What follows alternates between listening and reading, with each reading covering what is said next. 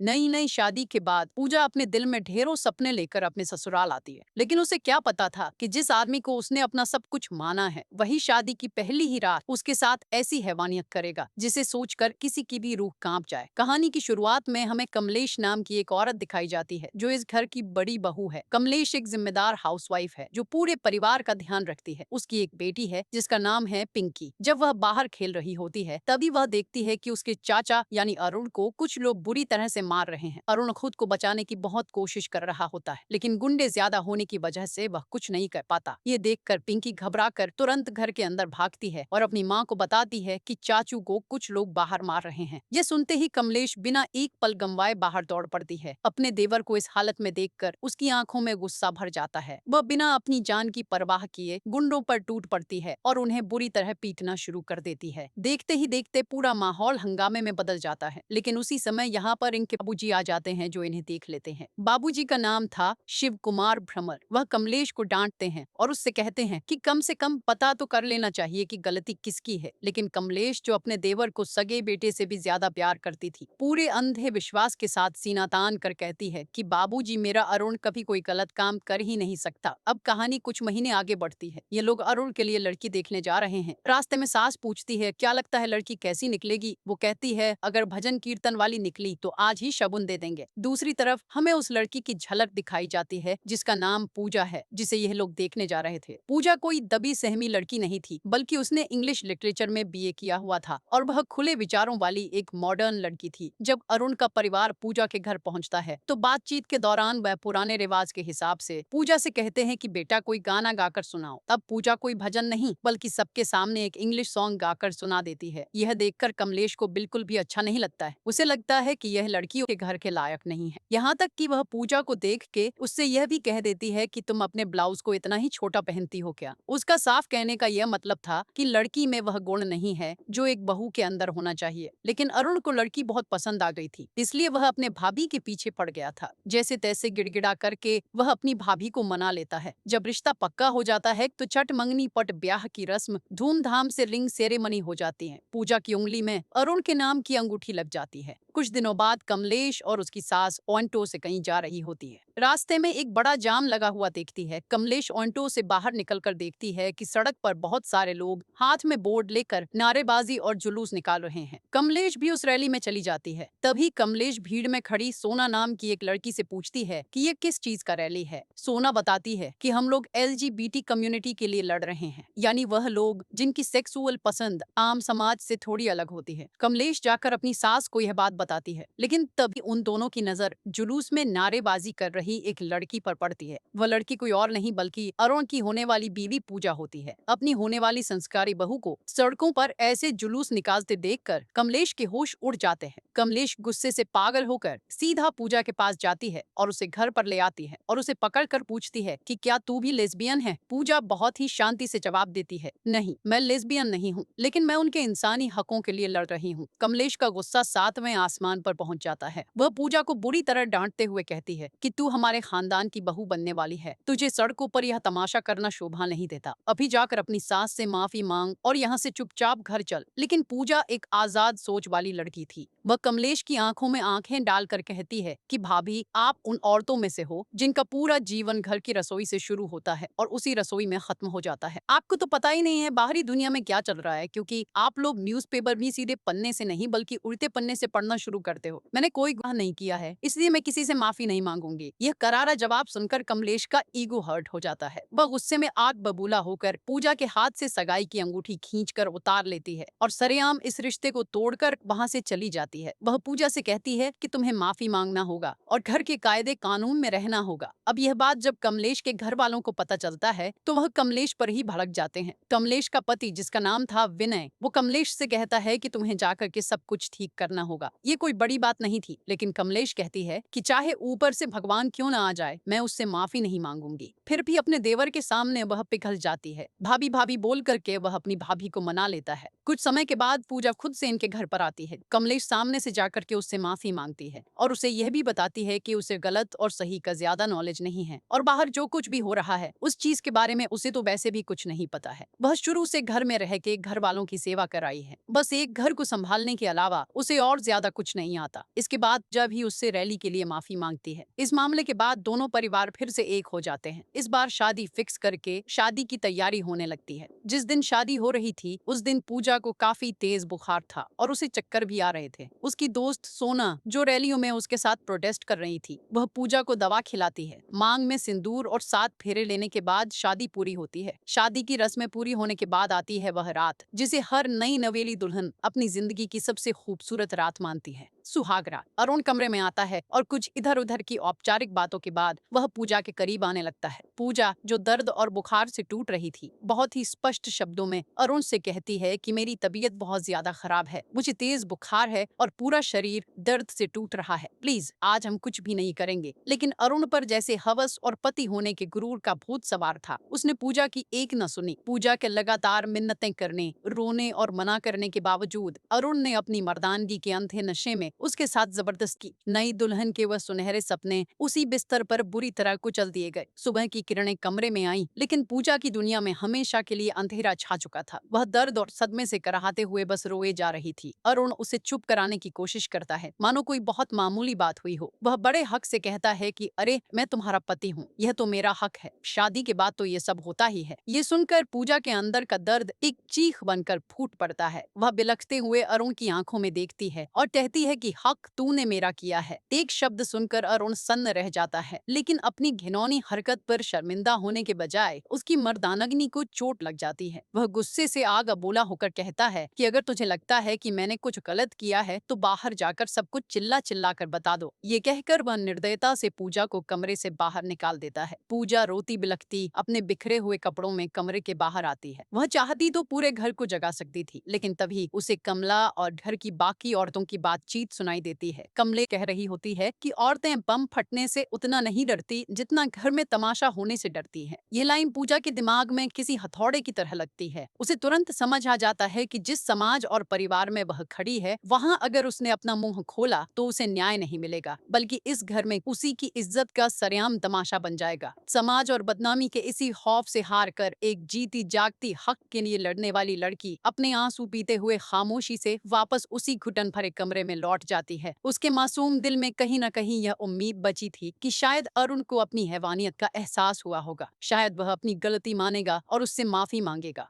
कमरे में जाने के बाद अरुण उससे माफी नहीं मांगता, बल्कि वह पूजा का मजाक उड़ाते हुए कहता है कि देखा, मुझे पता था तू कुछ नहीं कर सकती, और उसे सबक सिखाने के लिए वो उस रात दूसरी बार पूजा के साथ जबरदस्ती करता है। पूजा बस बेबस होकर उस बिस्तर पर एक जिंदा लाश की तरह पड़ी रहती है। अगले दिन सुबह में जब कमलेश पूजा कर रही थी, तब वह छत पर पूजा को देखती है। उसे इस तरह ऊपर देख के वह एकदम से चौंक जाती है। जल्दी से वह पूजा के पास जाकर के उससे पूछती है कि आखिर बात क्या है। पूजा रोती है और कहती है कि मुझे अपने घर जाना है। इसके बाद कमलेश उसे तैयार करती है और फिर उसे रसोई में लेकर के जाती है। दरअसल इस घर का एक रिवाज था कि बहू को पहली रसोई करनी होती है। रसोई का काम पूरा होते ही कमलेश समझ चुकी थी कि यह यहाँ पर रुकने वाली नहीं है, इसीलिए कमलेश उसे अपनी स्कूटी से उसके घर पर छोड़ने के लिए चली जाती है। मायके में जब पूजा अपनी माँ के साथ अकेले होती है तो वह फूट फूट कर रोने लगती है। वह अपनी माँ को उस खौफनाक रात की पूरी सच्चाई बता देती है। पूजा की माँ उसे गले लगाने के बजाय कहती है कि अरे बेटा, ये जबरदस्ती वगैरह कुछ नहीं होता, ये सब तो पति पत्नी के बीच चलता ही रहता है। शादी की है तो ये सब तो करना ही पड़ेगा, वरना हमारे खानदान का वंश कैसे आगे बढ़ेगा। पूजा अपनी माँ की यह घटिया सोच देखकर पूरी तरह हैरान हो जाती है। उसकी माँ उसे गुस्से में कहती है कि तुझे अपने ससुराल वापस जाना ही होगा। अगर तूने कोई तमाशा किया तो समाज में हम लोग का क्या इज्जत रहेगी। अब पूजा के पास कोई रास्ता, कोई उम्मीद नहीं बची थी। वह बिना मन से कमलेश के साथ वापस अपने ससुराल की तरफ लौटने लगती है, लेकिन रास्ते में पूजा खुद को रोक नहीं पाती। करती। वह वॉशरूम जाने का बहाना बनाती है और वहाँ से चुपचाप भाग जाती है। पूजा के गायब होते ही पूरे घर में अफरा तफरी मच जाती है। कमलेश पागलों की तरह उसे हर जगह ढूंढती है, लेकिन जब पूजा कहीं नहीं मिलती तो कमलेश पूजा की उसी दोस्त सोना के पास उसके एनजीओ पर जाती है। लेकिन सोना को भी नहीं पता होता है कि पूजा कहाँ है, लेकिन वो उसे ढूंढने का वादा करती है। बातों बातों में कमलेश सोना से पूछती है कि तुम्हारा ये एनजीओ करता क्या है। सोना बताती है कि वह उन औरतों की मदद करते हैं जो घरेलू हिंसा या रेप का शिकार होती हैं। कमलेश यहाँ अपनी पिछड़ी हुई सोच दिखाते हुए विक्टिम को ही ब्लेमिंग करती है और कहती है कि औरतों को घर से ज्यादा बाहर नहीं निकलना चाहिए, तभी वह सेफ रहेंगी। लेकिन सोना उसे एक ऐसा जवाब देती है जो कमलेश की बोझदी बंद कर देता है। सोना कहती है कि कमलेश जी, अगर औरतें अपने खुद के घर में अपने खुद के बेडरूम में ही सेफ नहीं हो तो फिर वह कहाँ जाएं? जल्द ही सोना को पता चल जाता है कि पूजा एक सुनसान पार्क में बैठी है। इसके बाद सोना जाकर के पूजा से मिलती है और उससे पूछती भी है कि आखिर प्रॉब्लम क्या है, तुम हमें बता सकती हो। लेकिन पूजा उसे कुछ नहीं बताती है। वह डरी हुई थी इसीलिए नहीं बता रही थी, या फिर उसे शर्म आ रहा था। सोना उसे अच्छे से समझाती है और उसका साथ देने के लिए भी तैयार थी। सोना कहती, अगर मुझे नहीं बताओगी तो कमलेश से बात कर सकती हो। तब तक कमलेश आ जाती है तो सोना वहाँ से चली जाती है। कमलेश उससे पूछती है कि आखिर तुम चाहती क्या हो, तुम्हारी प्रॉब्लम क्या है, आखिर इस तरह तुम घर छोड़ के कब तक भागोगी। पूजा हिम्मत जुटा करके कमलेश को बताती है कि अरुण ने मेरा रेप किया है। इतना सुनते ही कमलेश उसे एक थप्पड़ मार देती है और उससे कहती है कि मेरा अरुण ऐसा कर ही नहीं सकता, और इसमें रेप वाली क्या बात हो गई, ये तो पति पत्नी के बीच में होता है। जिस पर पूजा कहती है कि मेरी सहमति भी होनी जरूरी है, मेरी मर्जी के खिलाफ उसने मेरे साथ जबरदस्ती किया। खैर, जो भी यहाँ पर बात हुई थी एक पल के लिए वह खत्म होता है। कमलेश पूजा को लेकर के सही सलामत वापस घर आती है, जहाँ बाबूजी भी पूजा को समझाते हैं। वह पूजा से कहते हैं कि हमने बहुत मेहनत से नाम कमाया है, इस नाम को डुबोना मत, अगर कोई बात है तो हम लोग उसे सोल्व करेंगे, घर छोड़कर भागने से प्रॉब्लम सॉल्व नहीं हो जाएगी। पूजा को समझाने के बाद यह बात यहीं पर खत्म हो जाती है। लेकिन पूजा ने अरुण के लिए जो बात कमलेश को बोला था वह उसके मन में खटक रहा था। जिसके बाद कमलेश अपने पति से पूछती है कि कुछ सालों पहले अरुण की कुछ लड़कों के साथ लड़ाई हुई थी तो वह क्यों हुई थी। जिस पर उसके पति कहते हैं कि कॉलेज में ऐसी लड़ाइयां होती रहती हैं। यहाँ पर कमलेश कहती है कि उसने अरुण की परवरिश की है, इसलिए अगर अरुण कोई गलती करता है तो कहीं ना कहीं इसकी जिम्मेदार वो भी है। इसीलिए वह बात को टालते हुए कहती है कि वह तो बस ऐसे ही पूछ रही थी। इसके बाद कमलेश की बेटी पिंकी उससे पूछती है कि आखिर एआई क्या होता है। कमलेश को इसके बारे में कुछ भी पता नहीं होता, लेकिन पड़ोस वाली औरत कमलेश की बेटी पिंकी को समझाते हुए कहती है कि एआई का मतलब होता है जब कंप्यूटर इंसानों की तरह सोचने और समझने लगता है तो उसे एआई कहते हैं। ये सुनकर कमलेश हैरान रह जाती है। तभी वह औरत बताती है कि यह खबर कल ही अखबार के पहले पन्ने पर छपी थी। ये सुनते ही कमलेश को अचानक याद आता है कि पूजा भी कंसेंट जैसा कोई शब्द इस्तेमाल कर रही थी। इसी उलझन के साथ वह सीधे सोना के पास पहुंचती है और उससे पूछती है कि आखिर कंसेंट का मतलब क्या होता है। जिस पर सोना उसे समझाती है कि कंसेंट यानी किसी भी चीज के लिए सामने वाले की साफ सहमति होना। अगर किसी के साथ हम कुछ भी करना चाहते हैं तो सामने वाले पार्टनर का कंसेंट होना जरूरी है, यानी कि उसकी सहमति होना जरूरी है, क्योंकि हमारी बॉडी पर हमारा हक होता है और कोई भी हमारे साथ जबरदस्ती कुछ भी नहीं कर सकता। अब ये सुनने के बाद कमलेश को यह बात थोड़ी थोड़ी समझ में आने लगती है। इसके बाद परिवार वाले पूजा और अरुण को हनीमून पर भेज देते हैं। पूजा हनीमून पर अरुण से हाथ जोड़कर कहती है कि जो हुआ उसे भूल जाते हैं, और क्या हम एक नई शुरुआत नहीं कर सकते, क्या हम पति पत्नी बनने से पहले अच्छे दोस्त नहीं बन सकते। लेकिन अरुण नाम का वह दरिंदा कुछ नहीं सुनता। वो फिर से पूजा को बिस्तर पर पटकता है और उसके साथ जबरदस्ती करता है। हनीमून से लौटने के बाद पूजा की जिंदगी एक जिंदा लाश जैसी हो गई थी। अरुण हर रात उसे अपना शिकार बनाने लगता है। एक रात पूजा बचने के लिए झूठ बोलती है कि उसे पीरियड्स हो रहे हैं, लेकिन अरुण इतना गिरा हुआ इंसान निकलता है कि उसे इस बात पर भी भरोसा नहीं होता। वह कहता है कि उसे दिखाओ सच में हुआ है या नहीं। पूजा के पास और कोई ऑप्शन नहीं बचा हुआ था, इसलिए वह ब्लेड को लेकर के खुद को चोट पहुंचा लेती है। अगले दिन घर वालों को पता चलता है कि पूजा अस्पताल में भर्ती है और उसकी हालत बहुत ज्यादा सीरियस है। पूरा परिवार हॉस्पिटल आ जाते हैं। अरुण कमलेश से झूठ बोलता है कि पूजा को कोई लेडीज प्रॉब्लम हो गई है, लेकिन कमलेश सीधा डॉक्टर के केबिन में घुस जाती है और सच पूछती है। डॉक्टर कमलेश को वो सच बताती है, जिसे सुनकर कमलेश के पैरों तले जमीन खिसक जाती है, क्योंकि डॉक्टर उसे बताती है कि ये पीरियड नहीं है, बल्कि पूजा ने अपने प्राइवेट पार्ट पर ब्लेड से कट लगाया है। इतना सुनते ही कमलेश पूरी तरह से हिल जाती है। इसके बाद वह पूजा के पास जाती है और जब पूजा होश में आती है तब वह उससे पूछती है कि आखिर ये किसने किया। पूजा उसे बताती है कि यह मैंने खुद किया है। कमलेश को यकीन नहीं हो रहा था कि आखिर उसने ऐसा सच में किया है। पूजा कहती है कि अरुण ने जो कुछ भी मेरे साथ किया है वह सच है। मैं झूठ बोलने के लिए खुद को इस तरह चोट नहीं पहुंचाऊंगी, और अगर तुम्हें अभी भी लगता है कि मैं झूठ बोल रही हूँ, तुम जाकर के एक बार चेक कर सकती हो, तुम्हें यकीन हो जाएगा। कमलेश को जानना था कि पूजा सच कह रही है या फिर झूठ। पूजा ने जो झेला है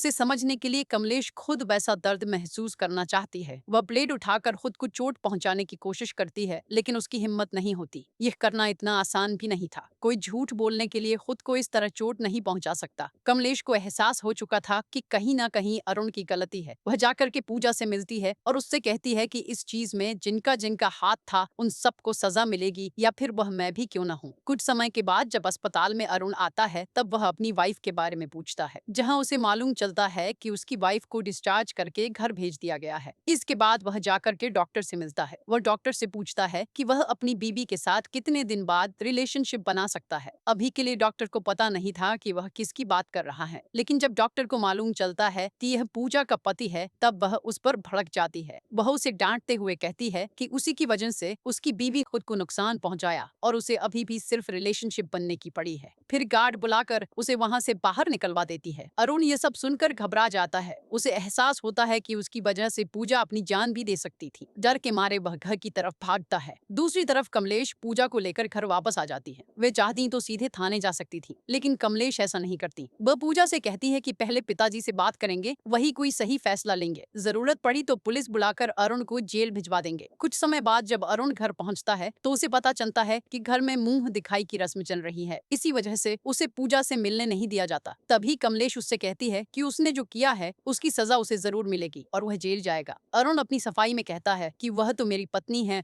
और यह तो मेरा हक भी है। पति पत्नी के बीच ये सब तो होता रहता है। आखिर मैंने ऐसा क्या गलत कर दिया। अगले दिन सुबह फंक्शन खत्म होने के बाद कमलेश यह बात घर में सबको बता देती है कि अरुण ने पूजा के साथ जबरदस्ती की है। सुकुमार के कहने पर अरुण माफी मांग लेता है और यहीं पर इस बात को खत्म कर दिया जाता है। लेकिन पूजा और कमलेश चाहती थी कि अरुण को सजा मिले, इसलिए कमलेश अकेले में बाबूजी से बात करती है। वह उनसे कहती है कि आप हमारी बातों को इस तरह नजरअंदाज नहीं कर सकते। कमलेश कहती है कि हम भी इस घर की बहुएं हैं, कम से कम हमारी बात तो मानी जानी चाहिए। अगर पूजा कुछ कह रही है तो वह झूठ नहीं बोल रही है। इस पर सुकुमार कहते हैं कि ठीक है, वह मानते हैं, लेकिन वह जानना चाहते हैं कि आखिर तुम चाहती क्या है। क्या तुम घर पर पुलिस बुलाना चाहती है? बाबूजी कहते हैं कि क्या तुम अरुण को जेल भिजवाना चाहती हो? उसने माफी मांग ली है और अब दोबारा ऐसा नहीं होगा। लेकिन कमलेश चाहती है कि अरुण को पुलिस के हवाले किया जाए। इस पर सुकुमार साफ मना कर देते हैं और कहते हैं कि ऐसा कभी नहीं होगा। हमारे घर की चौखट पर कभी पुलिस नहीं आई है और न ही आएगी। यह सुनकर कमलेश थोड़ी देर सोचती है और फिर कहती है कि अगर आप कोई कदम नहीं उठाएंगे तो हमें उठाना पड़ेगा। यानी वह घर वालों के खिलाफ जाने को तैयार थी। इस पर सुकुमार कहते हैं कि अगर तुम्हें घर के खिलाफ जाना है तो पहले इस घर से बाहर निकलना होगा, क्योंकि घर में रहकर घर वालों के खिलाफ नहीं कर सकती हो। इसके बाद सुकुमार इनका बोरिया बिस्तर बांध देते हैं। पूजा, कमलेश और कमलेश की बेटी इन तीनों को घर से निकाल देते हैं। सुकुमार का मानना था कि वह कहीं नहीं जाएंगी, वह नादान है। देखना कुछ समय बाद लौट करके वापस हमारे ही चौखट पर आएंगी। सुकुमार का कहना भी बिल्कुल सही था। कमलेश वापस जाती है और बाबूजी का पैर छू करके उनसे माफी मांगती है, लेकिन वह माफी मांगने के लिए नहीं आई थी, बल्कि बाबूजी से आशीर्वाद लेने के लिए आई थी। आशीर्वाद लेने के बाद वह वापस से यहाँ से चली जाती है। कमलेश इन लोगों को लेकर के अपने नाना जी के घर पर जाती है। नाना जी से मिलने के बाद वह उन्हें सारी बातें बताती है। नाना जी इन्हें बताते हैं कि मैरिटल रेप नाम का आज तक कोई केस नहीं बना है, इस पर कोई नियम कानून नहीं लागू हुआ है, इसलिए हम कुछ नहीं कर सकते। लेकिन परिवार को सबक सिखाने के लिए हम उन पर दहेज का केस ठोक सकते हैं। इस केस में जल्दी बेल नहीं होता, पूरा परिवार महीनों तक जेल में पड़ा रहेगा। पूजा कहती है कि ठीक है, दहेज का केस बना दो, लेकिन दिक्कत की बात यह थी कि इस केस में वे लोग भी जेल जाएंगे जिनकी कोई गलती नहीं थी। कमलेश ये नहीं चाहती थी। वह चाहती थी कि अरुण को उसके लेप की सजा मिले, दहेज की नहीं। लेकिन सिस्टम की लाचारी के आगे उन्हें दहेज का केस ही फाइल करना पड़ता है। केस फाइल होता है और अरुण के साथ साथ उसके माँ बाप भी जेल की सलाखों के पीछे पहुंच जाते हैं, लेकिन जल्द ही बेल हो जाती है। वहीं दूसरी तरफ सुकुमार अपने दोनों बेटों के साथ निकलता है, यह कहते हुए कि वह अपनी बहुओं को लेने जा रहा है। रास्ते में वह गाड़ी पूजा के घर की तरफ मुड़वाता है। विनय पूछता है कि वहाँ क्यों, तो सुकुमार कहता है कि जाने से पहले वह एक बार पूजा के पापा से मिलना चाहता है। घर पहुंचकर वह पूजा के पापा से अकेले में बात करता है और बाकी सबको बाहर भेज देता है और फिर अपनी असली चाल चलता है। वह कहता है कि पूजा घर आकर सबके पैर छूकर माफी मांगे, लेकिन पूजा के पापा मना कर देते हैं और कहते हैं कि वह अपनी बेटी को वापस नहीं भेजेंगे। तभी सुकुमार जबरदस्ती पानी में नींद की गोलियां मिलाकर उन्हें पिला देता है और पहले से ही हॉस्पिटल में कमरा भी बुक करवा देता है। यानी वह एक ऐसी चाल चलता है कि उसे खुद कुछ करना भी ना पड़े और उसकी बहू खुद वापस आ जाए। तभी पूजा का भाई आकर बताता है पापा बेहोश हो गए हैं, और यह बात सुनते ही पूजा सीधे अस्पताल पहुंच जाती है, जहां अपने पापा की हालत देखकर पूजा टूट जाती है और रोने लगती है। तभी उसके पापा कहते हैं कि पूजा तुम्हें अपने ससुराल लौट जाना चाहिए। अरुण माफी मांगते हुए कहता है, देखो ना पापा ने हमारी वजह से क्या कर लिया है, घर लौट चलो। वो कमलेश से कहती है, मुझे घर वापस नहीं जाना। तभी पापा उसके आगे हाथ जोड़ने लगते हैं और वह वापस ससुराल चली जाती है। बहू वापस घर आ चुकी थी और घर में सब कुछ पहले की तरह बिल्कुल ठीक हो चुका था। लेकिन घर आते ही इस कहानी का सबसे बड़ा सरप्राइज सामने आता है। घर की वह बूढ़ी दादी जिसने सालों से अपने मुंह से एक शब्द नहीं निकाला था, वह अचानक बोल पड़ती है। अपने दोनों बहुओं से कहती हैं, अगर इस समय शांत हो गए तो फिर से वही होगा। तुम्हारे साथ जो कुछ भी हो रहा है तुम्हें आवाज उठाना होगा। तुम्हें ज्यादा कुछ नहीं करना है, बस तुम्हारे साथ जो हो रहा है उसे लोगों के सामने बताना है। अगर लोगों के सामने बताने से डरोगे तो कुछ भी सुधार नहीं होगा। अभी भी समय है, तुम्हें अपनी चुप्पी तोड़ करके लोगों को सारी बातें बतानी है। सब कुछ ठीक हो गया था, इसलिए घर में एक पूजा पाठ का कार्यक्रम रखा गया था जिसमें घर के और आसपास के पड़ोस के सारे महिलाएं और पुरुष आए हुए थे। यही पूजा के पास काफी अच्छा मौका था। वह लोगों को बताती है कि बिना मेरी मर्जी के अरुण ने मेरे साथ शारीरिक संबंध बनाया है, उसने मेरा रेप किया है और पहली बार नहीं बल्कि जब से शादी हुई है तब से वो मेरा रेप ही कर रहा है। अब तो मुझे उससे डर लगने लगा है। तभी सुकुमार खड़े होते हैं और पूजा को शांत कर देते हैं, यहाँ तक कि वह सभी लोगों को यहाँ से जाने के लिए बोलते हैं। लेकिन तभी कमलेश सभी औरतों को रोक देती है। सभी औरतों से कहती है कि इसके खिलाफ में हमें आवाज उठाना ही होगा। अगर हम आवाज नहीं उठाएंगे, हम नहीं बोलेंगे तो हम औरतों के साथ ऐसा होते ही रहेगा। हमारा तो गुजर गया, लेकिन हमारी बहन बेटियों के साथ जब ऐसा होगा तब उन्हें न्याय दिलाने के लिए कोई नहीं आएगा।